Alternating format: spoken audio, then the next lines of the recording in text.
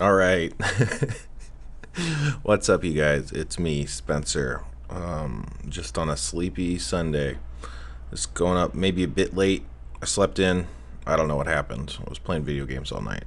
Um, yeah, episode 5, huh? Oh, yeah, just to talk a little bit. We had our release party last 2 nights ago. It was so good. We had a chocolate fountain. Oh, boy. It was a great old time. I loved it.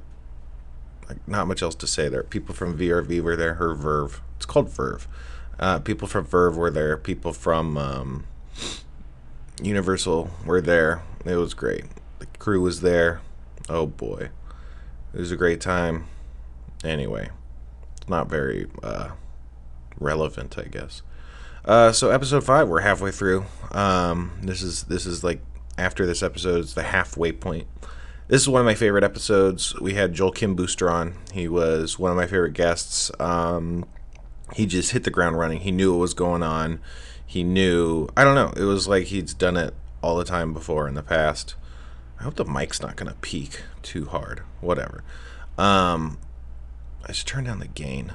Whatever. So yeah, he was really great. He was funny in all the right ways. Like, he was doing jokes like a comedian doing jokes about what was happening. He was doing jokes like a character who was acting in character. He was doing a lot of stuff in the game and having a lot of reactions. Yeah, I don't know. Oh, I didn't set up the camera. That could be fun. And so it was just really fun to play with him. I definitely want him to come back if he'd be willing. That would be great. And so, yeah, that was this episode. I think it was a small scope of an episode. I don't want to spoil it just in case. Ideally, you should have seen this stuff already, but, either way.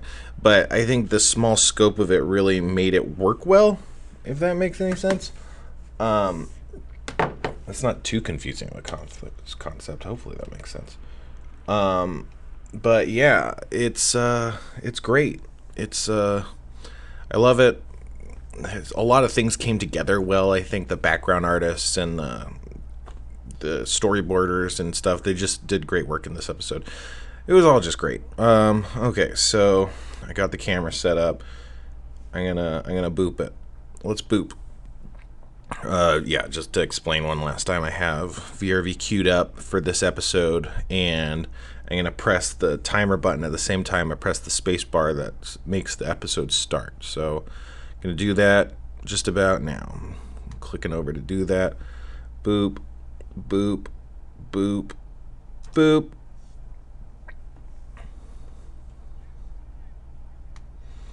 Got these recaps.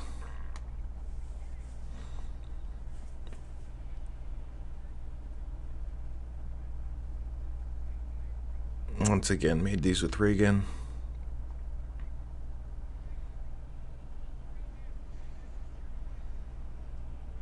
The sound effects are a bit hot.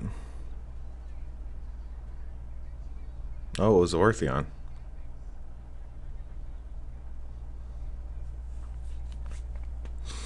Yeah, so they did do their job. It just didn't go right. Man, his eyes are so green. The saturation's so weird. I mean, whatever. It was a choice. It was a choice we later reverted. I think episode 6. I don't remember if it's in episode 6. But in either episode 6 or 7, we revert to not saturated, so everyone looks slightly different. I can't wait for you to see that. Reggie Watts was at the release party we went to. He was pretty cool. He watched his episode. It was fun.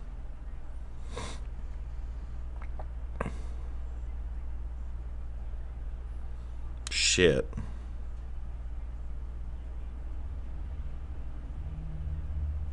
I like the Dungeon Master. He's just like, that's like his whole thing.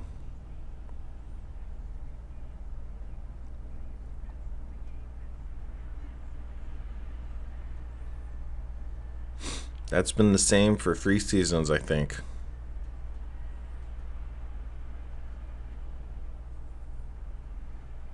Maybe we should do a theme song. Okay. Dan Harmon and his friends went to adventure one day in front of a studio audience. What will they roll? What roles to play? What plays to win? What wins to game the game? Harmonquest. That would be good, right?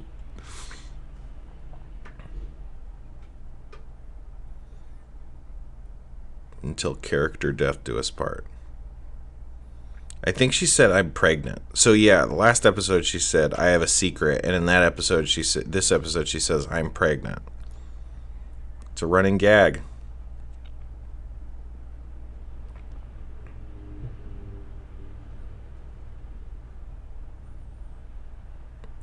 Love Sally's chuckle sack. It's kind of disrespectful, I guess. But, you know, he's just trying to be funny. It's easy to be disrespectful when you're trying to be funny. That was not a good noise.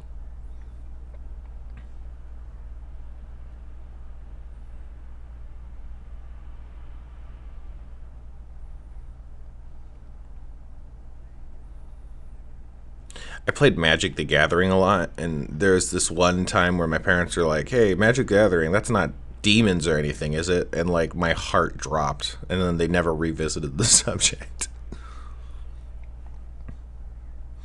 Yeah, he's never played it before, but he was so good.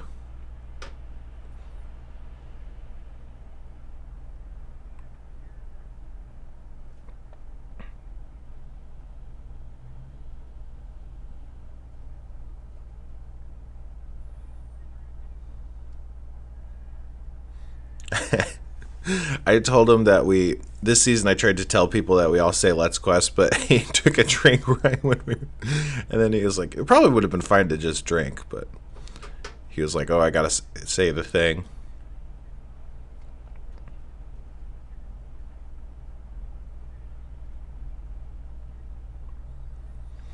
So yeah, these are ruins connected to Goblopolis, kind of catacombs. They were built by goblins, but I think they're supposed to intersect with dwarven mines. Like lost dwarven mines.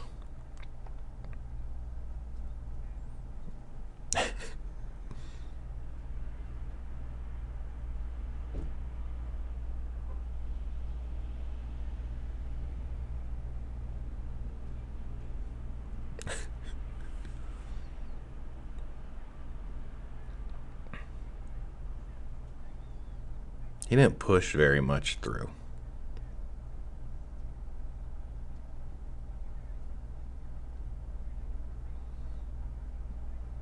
I wish he emoted more. His face acting's a bit lackluster. Goblin statues. The goblins depict themselves as really tall.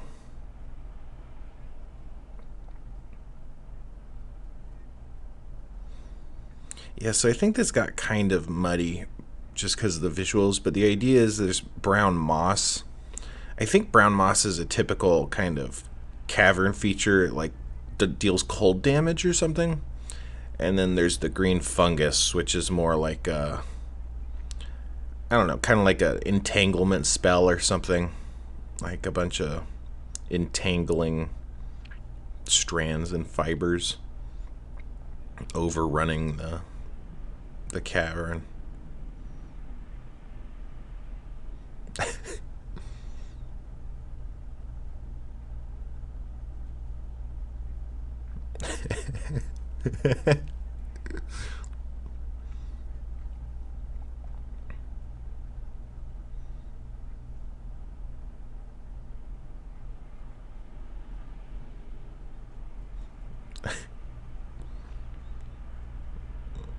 We all know how goblins can be.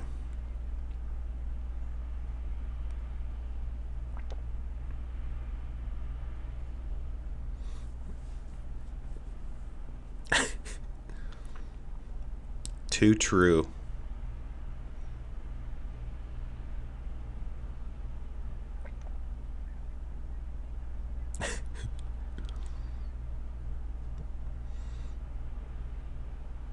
So his outfit's obviously pretty campy.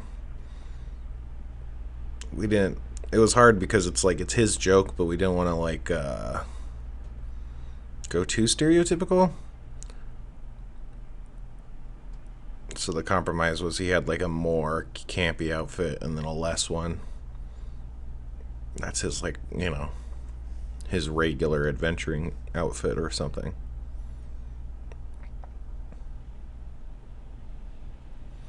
Yeah, when I wrote this character, his idea was he was like just an ultimate master dungeon explorer, and he had forsaken the surface. He's a dwarf also. So he's like just been going around in the underdark and underground caverns and hasn't actually seen the light forever because he's like, society kind of sucks and dungeons are great.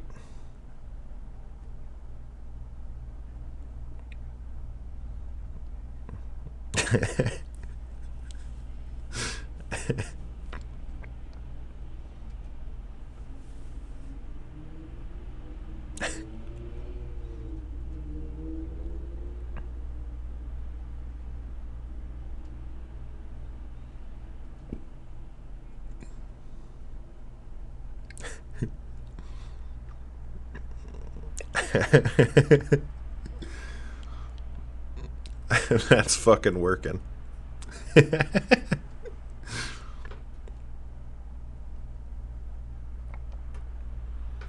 We should have kept the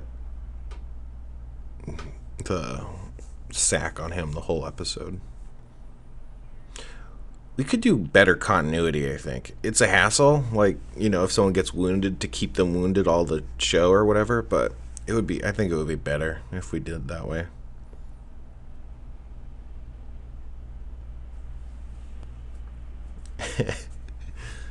That's like a match cut, like a match action. I really like that bit. I wonder, could you hear that horn? Dan's eyes are still like straight glowing because of the saturation.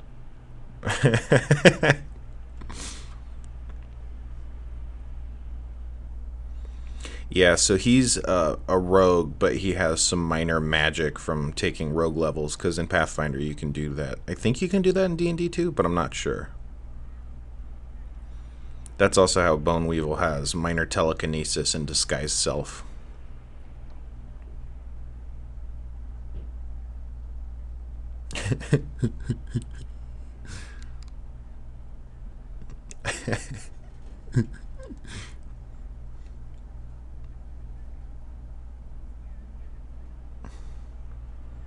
Everyone's just.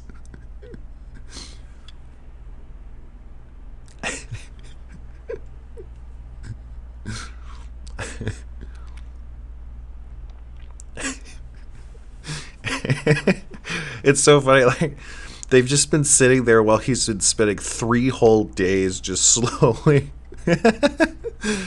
applying a torch to fungus. Oh shit, we lost the timer.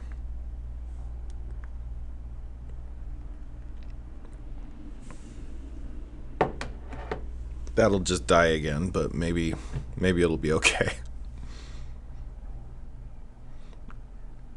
I usually turn the sleep timer off so it just stays on. Anyway, this was a great idea. It sucks that he got a critical failure. I didn't call it out, I guess.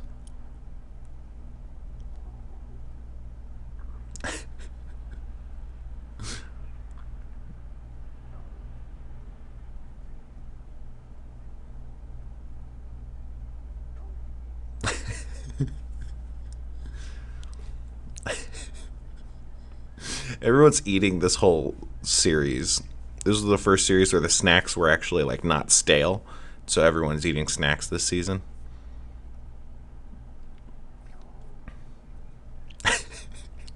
I love his character right there. It's like so aggressive. He's just like thrusting his head right in there to do the joke.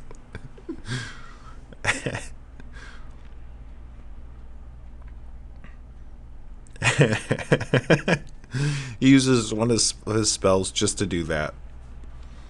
So when I first envisioned this, I thought he tied his. Well, I mean, I assume this was an intention.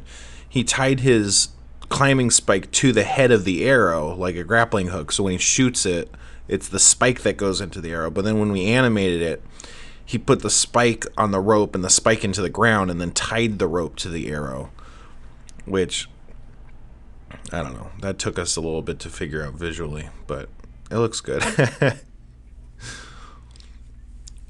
So behind the scenes, we rearranged a couple things. Like, I think in this, Boneweevil actually just fell in some fungus, and the fungus gave him the random effect of being poisoned or paralyzed. But it ended up being funny if it was like the mushroom that he was eating, because that was like a thing we found in storyboarding, and there wasn't really, I don't know, a circumstance to use the actual moment where he paralyzed himself. So it was just, we changed it so it was just eating the mushroom is what paralyzed him, and not like falling in the fungus. A fold a boat from last season.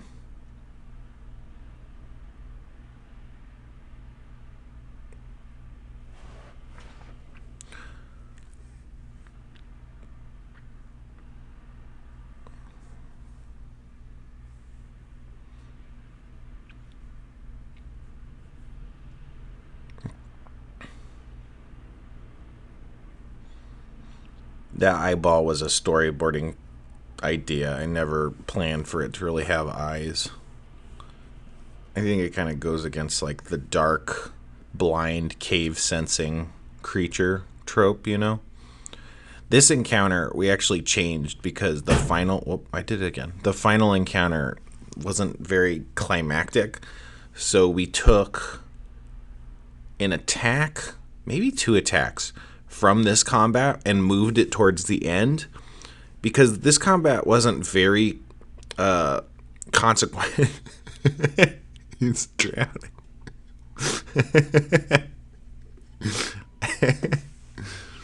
This combat wasn't very consequential. Mostly they just kind of fell over their own asses a lot. So we wanted to make the final encounter of the episode feel a bit more stakesy. So we changed some stuff around. We took some attacks and moved them to the back.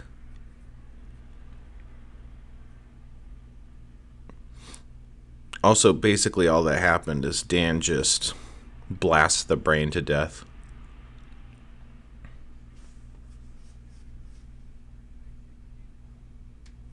Shadow Ray is a reskin of Scorching Ray, which is a traditional attack, but it's not shadowy enough. He nods just a bit too long there, huh? I don't know about those effects. Didn't look very fiery, in my opinion.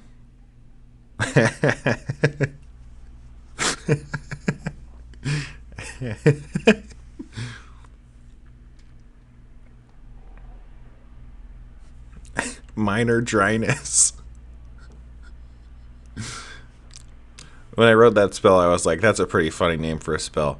The idea was supposed to be it can like desiccate. Jeff's acting is so great there. That was pretty late. They added that, I think. He does his eyebrows. Yeah, but minor dryness, I thought I could desiccate some of the fungus, you know, to kind of clear some of it out. But he uses both of his magics as a bit. So the golden sandwich is an idol, a golden statue that's an offering to the sandwich god. There's a sandwich god in the continuity of D&D, or of Harmonquest, not D&D. And so you might remember Han Jodgman. He had a wand of sandwich that turned people into sandwiches.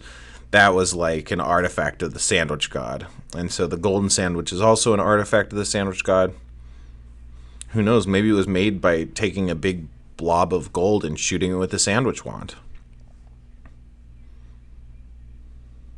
So this is supposed to be like a section of Dwarven Temple originally. And it's supposed to be like detailing the Goblin Menace. And like goblins like took it over.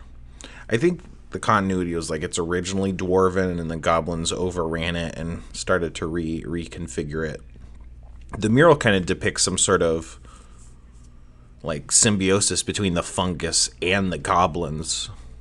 Like that goblin guy, he, I don't know, used the fungus to like gain power or something. We don't really explore that or anything, but that mural was just someone really, I mean, we described it, but they really took it and ran with it. It looks so cool. It's like one of the coolest arts this season, in my opinion, that mural. It's great because he's like a dungeon master. You know, he's a master of dungeons, and he's like, that thing could be trapped, and then it is trapped. It's like, I can't believe you guys are alive. You guys are so bad at this, because they are bad at this.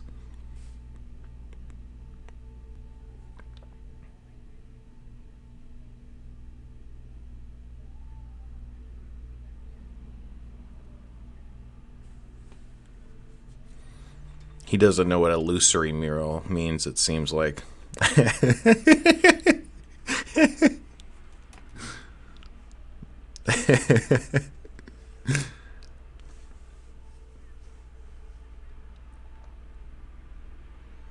Yeah, because it's illusory.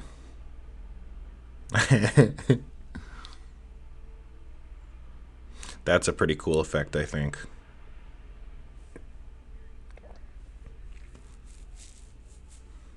Initially, in that room, there was supposed to be another mold brain.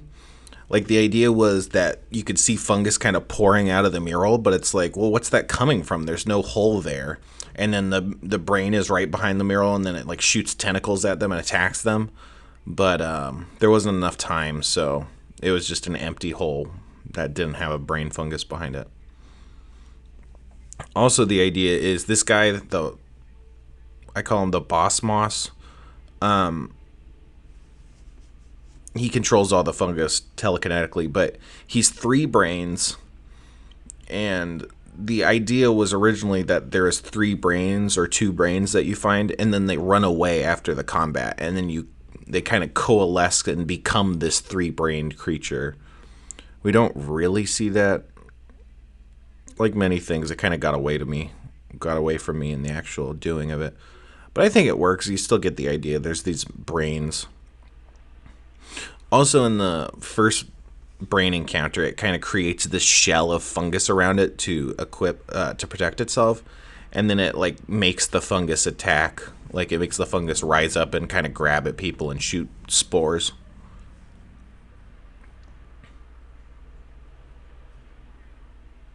That attack that Joel did might have been an attack from the first brain encounter. And this one too. No, I think the next attack actually we stole from the first encounter.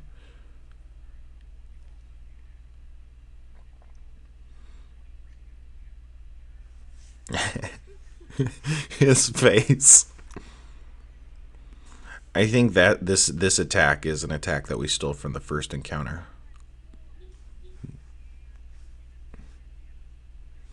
Oh, we missed when Aaron got knocked over. That was one of my favorite fucking bits when Aaron gets hit by the spores and just flies off screen. I just think that's so funny. They actually gave us a studio note about that, but I just liked it so much. I was like, no, we gotta keep it. I don't know. And then I just glossed right over it.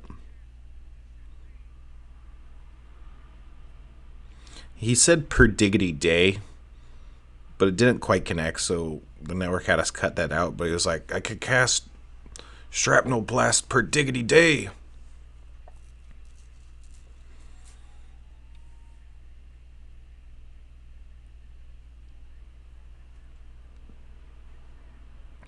I don't know about wearing that crown. It might be cursed, you know?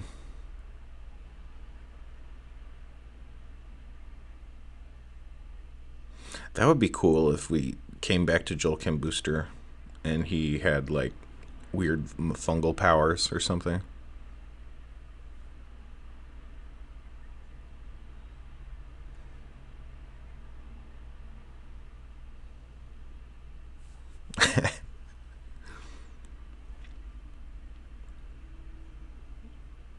That thing's so valuable, and she's just giving it away.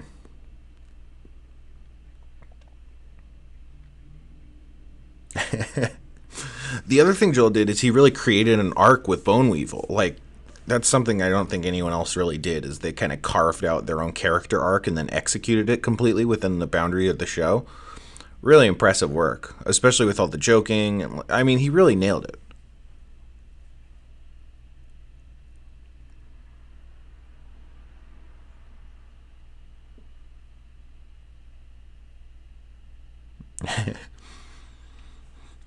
Jeff didn't climb onto people's shoulders anywhere near as much this season. He used to do that a lot. Also, just his expressions are great.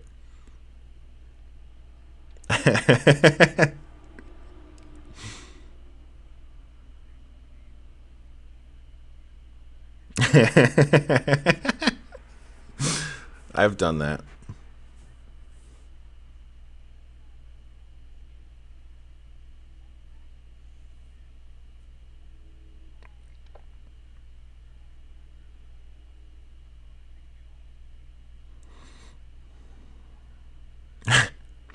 They were just going to abandon the goblins. They're only like 3 rooms away.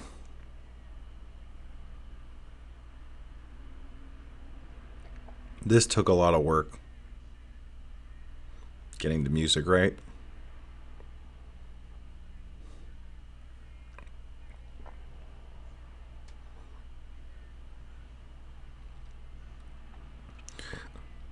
If you improvise music to no track or rhythm, you tend to not stay in rhythm, and then it's really hard to score because it's not really to time. So they got the sandwich back. What an ironic consequence. Which is malaprop. I don't think ironic consequence is the word.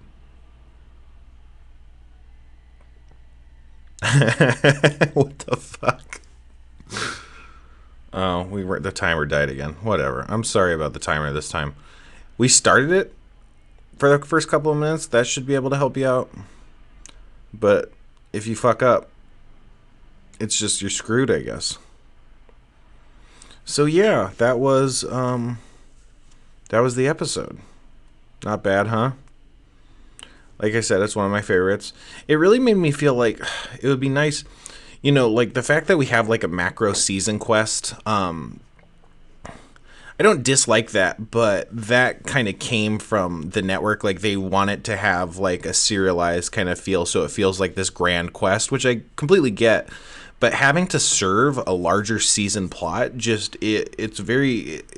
it causes a lot of strain that then you have to deal with. You have to spend a lot of effort making that work, like just functionally. And then it's harder to make it like feel really good and feel like good D&D. And the idea of executing plot points kind of gets a little bit in the way of just playing D&D. It gets kind of railroady. Obviously, this show is more railroady than most D&D experiences, I would say, just because, we actually have a plot that we're trying to hit. And then also the runtime is just such that you can't meander the same way you can in D&D.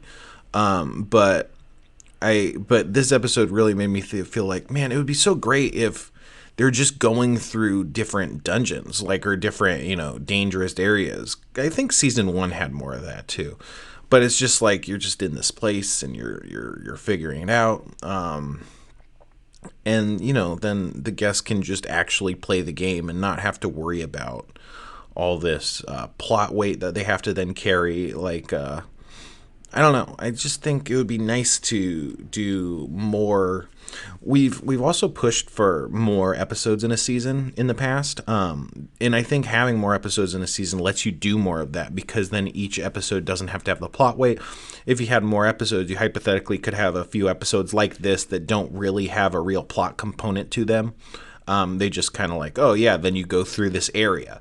And I really it would be nice to do more of that, just because I feel like it's easier to execute on and it feels a lot more like D&D, while still letting you have a lot of the jokey elements and a lot of the fun. And also it lets you improvise more. Like if you fuck up, or if this doesn't go as planned, it just ends up being fine. Like I don't know, there's less load-bearing walls that you need to make sure last to the final product. So I don't know. It would be nice to do more episodes like that if we got another season. That was kind of one of my big takeaways this season is, I don't know. there's all these different elements. There's like the plot, there's the location itself, there's the Dungeons and Dragons of it all, or the Pathfinder, I guess. There's the quest. Like what's the quest this episode? Last episode was like the quest was like we're protecting a kingdom, and the quest here is like we're just finding an exit. And I don't know. There's just all these different elements. Then there's the improv element, where it's just like what can we give fun things to do? What fun things could we do on stage or whatever? But I just think that it's more fun when you have like the location, the D&D, and the improv, and less when you have to like do all these things. So I don't know. Whatever. Hopefully you like this episode. The commentary was okay. I don't think this was my best commentary. I think I did a lot better. But, there are some interesting insights, like how we cut the show. We don't cut most of the shows like that, where you take things and replace them in different spots of the timeline or whatever, just because it usually doesn't really work. But, since it's all just these kind of disparate scenes or whatever, it's like first they're here, they do this, and then they're here, and then they do this. Sometimes you can move those around a little bit, and it makes it a bit more satisfying. Yeah, but that's just the artifice that goes into making a TV show and not, a D&D podcast that's videotaped. So yeah, whatever. Thanks for watching. Like and subscribe. I mean, you don't have to. I truly just say that as a joke. But thanks for the people who have subscribed. Yeah, I'll see you next time. Halfway done. It's all downhill from here. Not like in terms of quality, in terms of, I don't know what downhill means. I mean, it's easier. There's just less. Whatever. Bye.